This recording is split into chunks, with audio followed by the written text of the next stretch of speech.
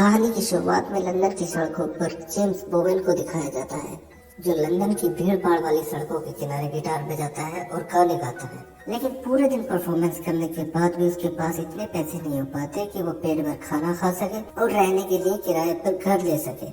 उसकी हालत का अंदाजा इसी बात से लगाया जा सकता है कि उसे शाम को कचरे के डिब्बे में से भी खाना निकाल कर खाना पड़ जाता है और रात को सड़क के किनारे फुटपाथ पर ही सोना पड़ता है। एक रात को बैज नाम का एक लड़का बारिश में भीगता हुआ जेम्स के पास आता है और उससे किसी डी नाम के आदमी के बारे में पूछता है। बैज और जेम्स की बातों से पता चलता है कि ये दोनों ड्रग एडिक्ट हैं, लेकिन जेम्स अपनी ड्रग्स की लत को छोड़ने की कोशिश में लगा हुआ है, जिसके लिए उसने एक नशा मुक्ति केंद्र भी ज्वाइन कर रखा है। इसलिए वो बैज को छोड़कर वहाँ से एक दुकान पर खाना लेने चला जाता है, लेकिन इसके लिए उसके पास कुछ पैसे कम पड़ जाते हैं। वो दुकानदार उसे खाना देने से मना कर देता है और उस खाने को सिंक में डालकर जेम्स को वहाँ से भगा देता है। अब दुकान से बाहर आकर जेम्स सोने के लिए कोई जगह तलाश करने लगता है, लेकिन सारी अच्छी जगहों पर पहले ही कोई न कोई सो गया था।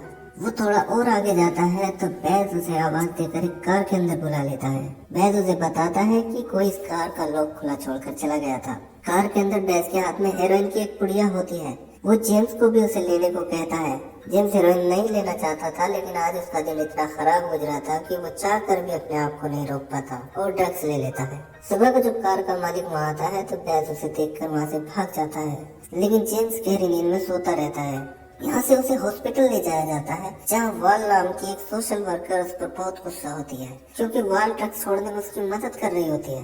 जेम्स को भी अपने आप पर बहुत गुस्सा आता है, क्योंकि जेम्स वाकई में ड्रग्स छोड़ना चाहता था, जिसके लिए उसे रोज मेथाडोन नाम की दवाई लेनी पड़ती थी। वाल उससे कहती है कि अगर वो मेथाडोन ट्रीटमेंट के चलते हेरोइन का नशा करता है तो उसकी मौत भी हो सकती है। जेम्स कहता है कि वो अब कभी भी ऐसा नहीं करेगा। हॉस्पिटल से डिस्चार्ज होकर जेम्स वाल के ऑफिस जाता है। वाल फिर से उसका ट्रीटमेंट शुरू कर देती है। इसके बाद जेम्स फिर से अपना काम शुरू कर देता है। वो सड़कों के किनारे गिटार बजाता है और फुटपाथ पर ही सो जाता है। इस दौरान बैज उसे फिर से नशा करवाने की कोशिश करता है, लेकिन जेम्स उसे अपने पास नहीं फटकने देता। वाल उसके रहने का इंतजाम करने की कोशिश करने लगती है। वो अपनी काउंसलर से उसे रूम दिलाने की सिफारिश करती है, लेकिन यहाँ और भी बहुत सारे बेघर लोग हैं जिन्हें रूम की जरूरत है। जब उससे पूछा जाता है कि वो वाल के केस में इतनी इंटरेस्टेड क्यों है, तो वो कहती है कि उसे लगता है कि अगर जेम्स इन गलियों से निकल जाता है तो वो नशा छोड़कर एक बेहतर जिंदगी की ओर बढ़ सकता है। बड़ी मुश्किल से वाल जेम्स को एक रूम दिलवाने में कामयाब हो जाती है। हालांकि ये रूम उतना अच्छा नहीं था, लेकिन सड़कों पर जिंदगी गुजारने से 1000 गुना बेहतर था। यहाँ आकर जेम्स काफी इमोशनल हो जाता है। वाल उससे कहती है कि मैंने किचन में तुम्हारे लिए कुछ खाना और फ्रिज में दूध रख दिया है। इसके बाद वाल उसे रूम की चाबी देकर वहाँ से चली जाती है। रात को जेम्स बाथटब में गर्म पानी से नहाता है, जिसकी उसे सबसे ज्यादा जरूरत थी। नहाते समय उसे किचन में से कुछ खड़खड़ाने की आवाज सुनाई देती है। वो एक टॉवल लपेट कर किचन में जाता है तो यहाँ उसे एक बिल्ली दिखाई देती है, जो विंडो से होकर किचन में आ गई थी। वो बिल्ली जेम्स का खाना खा रही थी। जेम्स उसे पीने के लिए दूध देता है, लेकिन दूध पीकर भी वो बिल्ली वहाँ से नहीं जाती। वो जेम्स के साथ काफी फ्रेंडली हो जाती है। जेम्स उसे आज रात यहीं रुकने देता है और उसे गिटार बजाकर सुनाता है। रात को जब वो सो जाता है तो वो बिल्ली उसके पास बैठकर ही रात गुजारती है। अगले दिन जेम्स बिल्ली को अपने साथ लेकर उसके मालिक को ढूंढने की कोशिश करता है। वो पड़ोस के दरवाजे खटखटाकर लोगों से पूछता है कि वो बिल्ली उनकी तो नहीं है, लेकिन कहीं भी उस बिल्ली का मालिक नहीं मिलता। अब वो बिल्ली को एक जगह नीचे छोड़ देता है और वहाँ से चला जाता है। इसके बाद जेम्स अपनी रोजमर्रा की जिंदगी में लग जाता है और रोज मेडिकल स्टोर जाकर मेथाडोन की खुराक लेता है और सड़कों पर गिटार बजाकर अपने खाने के लिए कुछ पैसे इकट्ठे करता है। एक दिन जब वो रास्ते में गिटार बजा रहा होता है तो उसे उसके डैड दिखाई देते हैं। वो पीछे से अपने डैड को आवाज देता है, लेकिन उसके डैड, जिनका नाम जैक है, वो उसे देखकर खुश नहीं होते। जेम्स उन्हें बताता है कि उसने नशा करना छोड़ रखा है और उसने नशा मुक्ति प्रोग्राम ज्वाइन कर लिया है, लेकिन जैक को उस पर यकीन नहीं होता। तभी जेम्स की सौतेली माँ, जिसका नाम हिलेरी है, वो वहाँ आकर जैक को वहाँ से ले जाने लगती है। वो जेम्स को बिल्कुल भी पसंद नहीं करती। जेम्स कोशिश करता है कि उसके डैड उसे क्रिसमस पर डिनर के लिए बुलाए, लेकिन हिलेरी मना कर देती है। तब जेम्स का दिल रखने के लिए जैक उससे कहता है कि हम तुम्हें किसी और दिन घर पे बुलाएंगे। जैक जाते हुए जेम्स को कुछ पैसे दे देता है, जो सिर्फ 20 पाउंड होते हैं। जेम्स वो पैसे नहीं लेना चाहता था, लेकिन इस समय वो ऐसी स्थिति में नहीं था कि उन पैसों को लेने से मना कर पाता। इन पैसों से वो हफ्ते भर अच्छा खाना खा सकता था। जेम्स को ऐसा लगता है जैसे वो उनका पीछा छोड़ने के लिए उसे रिश्वत दे रहे हो। जेम्स वापस आता है तो उसके रूम के बाहर उसे वही बिल्ली मिलती है। उस बिल्ली के ऊपर कुछ घाव हो चुके थे और उनसे खून निकल रहा था। वो उसके पड़ोस में रहने वाली लड़की बेटी को उस बिल्ली को दिखाता है। बेटी उस बिल्ली के घावों को देखकर कहती है कि उसे एंटीबायोटिक्स की जरूरत है। वरना इन्फेक्शन फैल सकता है। बेटी उसे एक एनिमल चैरिटी का नंबर देती है जो उस बिल्ली का इलाज फ्री में कर सकती है। वो उस बिल्ली को एक अलग सा नाम देती है और ये नाम होता है बॉब। अब जेम्स बॉब को लेकर वहाँ पहुँच जाता है, लेकिन यहाँ पहले ही काफी जानवर लाइन में थे, इसलिए बहुत लंबी वेटिंग के बाद उसका नंबर आने वाला था। जेम्स बॉब को लेकर बाहर वेटिंग रूम में बैठ जाता है और बेचैनी से अपने नंबर का इंतजार करने लगता है, क्योंकि आज वाल के साथ उसकी अपॉइंटमेंट है जिसे वो किसी हाल में मिस नहीं करना चाहता। काफी देर बाद जब उसका नंबर आता है तो डॉक्टर बॉब के घाव साफ करके कुछ एंटीबायोटिक दवाइयाँ लिख देती है। वो मेडिकल काउंटर पर दवाई लेने जाता है तो रिसेप्शनिस्ट उससे 22 पाउंड मांगती है। जेम्स को अपने डैड से मिले हुए पैसे बॉब की दवाई में खर्च हो जाते हैं और वाल के साथ उसका अपॉइंटमेंट भी मिस हो जाता है। वो घर आकर बॉब को दवाई खिलाने की कोशिश करता है, लेकिन कई घंटे की कोशिश के बाद भी जब बॉब उसके हाथ से दवाई नहीं खाता तो जेम्स उसे बेटी के पास ले जाता है, जो बड़ी आसानी से बॉब को दवाई खिला देती है। जेम्स और बेटी बातें करने लगते हैं। बेटी की बातों से जेम्स को पता चलता है कि वो ड्रग एडिक्ट लोगों से नफरत करती है, इसलिए जेम्स उसे अपने बारे में सिर्फ इतना ही बताता है कि वो एक म्यूजिशियन है। इसके बाद जेम्स वाल के साथ फिर से अपॉइंटमेंट लेता है। वाल उस पर बहुत गुस्सा होती है। वो उससे कहती है कि अगर वो ऐसा ही करता रहेगा तो जो रूम उसे मिला हुआ है वो भी उसे छीन लिया जाएगा। जेम्स उसे बॉब और बेटी के बारे में बताता है तो वो उसे समझाती है कि तुम्हारे लिए अभी कोई नई रिलेशनशिप ठीक नहीं है, क्योंकि किसी भी तरह के अच्छे बुरे इमोशंस किसी भी ड्रग एडिक्ट के लिए खतरनाक हो सकते हैं। कुछ हफ्ते बाद बॉब के घाव बिल्कुल ठीक हो जाते हैं। अब तक जेम्स को बॉब से काफी लगाव हो चुका था और वो दोनों हर समय साथ में रहते थे। एक दिन जेम्स रोजाना की तरह सड़कों पर परफॉर्म करने के लिए घर से बाहर निकलकर बस में चढ़ता है, तो बॉब भी उसके साथ बस में चढ़ जाता है। ये देखकर जेम्स बॉब पर गुस्सा होने लगता है, लेकिन बस में बैठे दूसरे लोग जब बॉब को देखकर खुश होते हैं तो जेम्स बॉब को अपनी गोद में बैठा लेता है।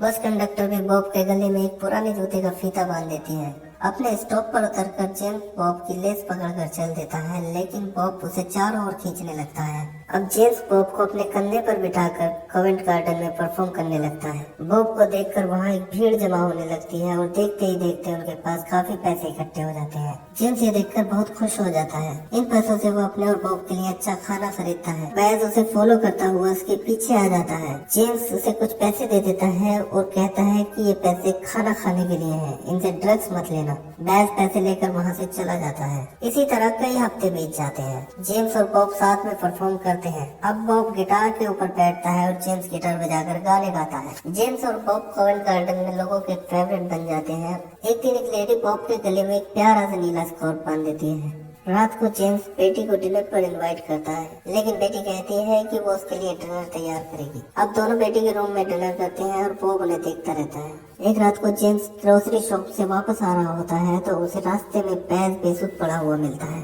उसके बराबर में खाली सिरिंज पड़ी हुई थी। अब बेटी भी वहाँ आकर जेम्स की हेल्प करती है। इसके बाद एम्बुलेंस आकर बैज को हॉस्पिटल ले जाती है। अब बेटी जेम्स को बताती है कि उसका भाई भी ड्रग्स ओवरडोज की वजह से मर गया था। वो इसी घर के बाथरूम में पड़ा हुआ मिला था जहाँ वो आज रहती है। अब जेम्स अपने अगले अपॉइंटमेंट में वाल से मेथाडोन की ट्रीटमेंट को रोकने के लिए कहता है, क्योंकि इस समय वो कम करते करते बहुत ना के बराबर मेथाडोन ले रहा था। वो अब बिल्कुल क्लीन होना चाहता था, लेकिन वाल उसे थोड़े दिन और रुकने को कहती है। अब जेम्स और बेटी एक साथ क्रिसमस बनाते हैं। बेटी उसे एक पेंटिंग गिफ्ट करती है और जेम्स उसके लिए गिटार बजाता है। इसके बाद जेम्स बॉब को लेकर अपने डैड के घर जाता है, लेकिन उसकी सौतेली बहनें उसे नशेड़ी कहती है। जेम्स के डैड जैक भी उसे घर से बाहर चले जाने को कहते हैं, लेकिन तभी बॉब जेम्स के कंधे से उतरकर इधर उधर भागने लगता है और घर में रखी कई चीजें टूट जाती है। जेम्स की सौतेली माँ ये सब देखकर चिल्लाने लगती है, जिसके बाद जेम्स बॉब को लेकर वहाँ से वापस आ जाता है। अगले दिन जब जेम्स कवेंट गार्डन में परफॉर्म कर रहा होता है तो वहाँ पर एक लड़का अपने कुत्ते से जेम्स के बैग के ऊपर पेशाब करवा देता है, जिससे वहाँ कुछ लोग उस लड़के को पीटने लगते हैं। अब पुलिस वहाँ आकर जेम्स को पकड़ कर ले जाती है। सीसीटीवी फुटेज देखकर पता चलता है कि जेम्स की इसमें कोई गलती नहीं थी,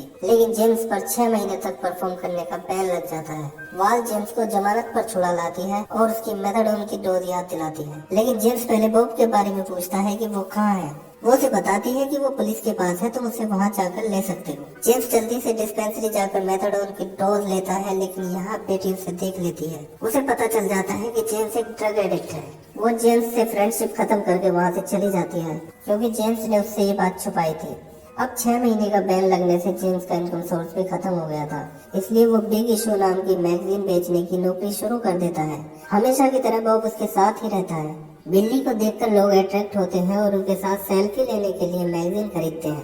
एक आदमी अपने अखबार में छापने के लिए जेम्स और बॉब की फोटो खींचकर चला जाता है। ये देखकर दूसरी शिफ्ट में मैगजीन बेचने वाला जेम्स से लड़ाई कर लेता है, जिसके बाद जेम्स को 1 महीने के लिए नौकरी से निकाल दिया जाता है और एक बार फिर से जेम्स मुसीबत में आ जाता है। जब उसके पास पैसे खत्म हो जाते हैं तो अपना और बॉब का पेट भरने के लिए वो सड़कों पर गिटार बजाने चला जाता है। ये देखकर बेटी उस पर चिल्लाती है क्योंकि 6 महीने के बैंड के बीच में परफॉर्म करते हुए अगर पुलिस ने उसे देख लिया तो उसे जेल भेज दिया जाएगा। यहाँ पर जेम्स को पता चल जाता है कि बेटी अब भी उसे पसंद करती है। जैसे तैसे 1 महीना कट जाता है और जेम्स फिर से बिग इश्यू मैगजीन बेचने की नौकरी करने लगता है। यहाँ एक लेडी उसे बॉब को खरीदने के लिए कहती है, लेकिन जेम्स बॉब को बेचने से मना कर देता है। तभी एक कुत्ते को देखकर बॉब डर जाता है और वहाँ से भागने लगता है। जेम्स उसके पीछे पीछे भागता है, लेकिन बॉब उसके सामने से गुम हो जाता है। जेम्स उसे 2 दिन तक ढूंढता रहता है। जब बॉब का कुछ पता नहीं चलता तो फ्रस्ट्रेट होकर ड्रग डीलर के पास चला जाता है, जो उसके अपार्टमेंट के आसपास घूमते रहते थे, लेकिन वो किसी तरह अपने आप को रोक लेता है और वापस अपने रूम में आ जाता है। यहाँ आकर वो देखता है कि बॉब किचन में उसका इंतजार कर रहा होता है। इस तरह जेम्स ड्रग्स लेने से बच जाता है। बॉब के वापस आने पर जेम्स का कॉन्फिडेंस बढ़ जाता है। वो मेथाडोन की डेली डोज रोकने के लिए वाल को राजी कर लेता है।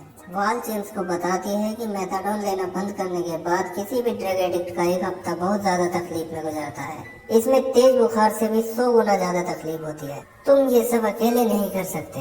जेम्स कहता है कि अब मैं अकेला नहीं हूँ क्योंकि बॉब मेरे साथ है। वो बेटी का दरवाजा नॉक करता है, लेकिन उसे लगता है कि बेटी दरवाजा नहीं खोलेगी, इसलिए वो उससे बाहर से ही कहता है कि अगले कुछ दिन के लिए वो अपने घर के अंदर ही रहेगा। बेटी ये सुनकर दरवाजा खोलकर बाहर आ जाती है और उससे कहती है कि वो खाना लेकर आ जाया करेगी। अब जेम्स को घर से बाहर जाने की कोई जरूरत नहीं थी। वो कई दिन तक बॉब के साथ घर में ही रहता है और अपनी ड्रग्स की आदत से लड़ता है। वो रात भर कांपता रहता है और रूम में रखी चीजों को इधर उधर फेंकता रहता है। इसी तरह 1 हफ्ता बीत जाता है। एक सुबह उठकर जेम्स को लगता है कि अब उसकी ड्रग्स लेने की इच्छा बिल्कुल खत्म हो चुकी है। वो वाल से मिलकर उसका धन्यवाद करता है और वहाँ से बेटी के पास जाता है, जो वहाँ से अपने घर जा रही थी। लेकिन जाने से पहले वो जेम्स को अपने घर का एड्रेस और फोन नंबर देती है। अब एक लिटरेसी एजेंसी जेम्स और बॉब पर किताब लिखने के लिए जेम्स से कांटेक्ट करती है। वो जेम्स को एक लैपटॉप देते हैं जिसमें वो अपनी और बॉब की कहानी को लिख सके। जेम्स अपने डैड के पास भी जाता है। वो उनसे बताता है कि उसने ड्रग्स छोड़ दी है और वो अब पूरी तरह क्लीन हो चुका है। ये सुनकर उसके डैड बहुत प्राउड फील करते हैं और उसे उसके बचपन का एक फोटो देते हैं। अब वो दिन आ जाता है जब जेम्स की बुक पब्लिश हो जाती है। पब्लिश होते ही बुक स्टोर्स पर खरीदने वालों की लाइन लग जाती है और ये कुछ ही दिन में बेस्ट सेलिंग बुक बन जाती है। जेम्स की सफलता पर उसे प्रेस कॉन्फ्रेंस के लिए बुलाया जाता है, जिसमें बेटी और जेम्स के पिता भी शामिल होते हैं। इसके बाद जेम्स सड़कों पर गिटार बजाना और मैगजीन बेचने का काम बंद कर देता है।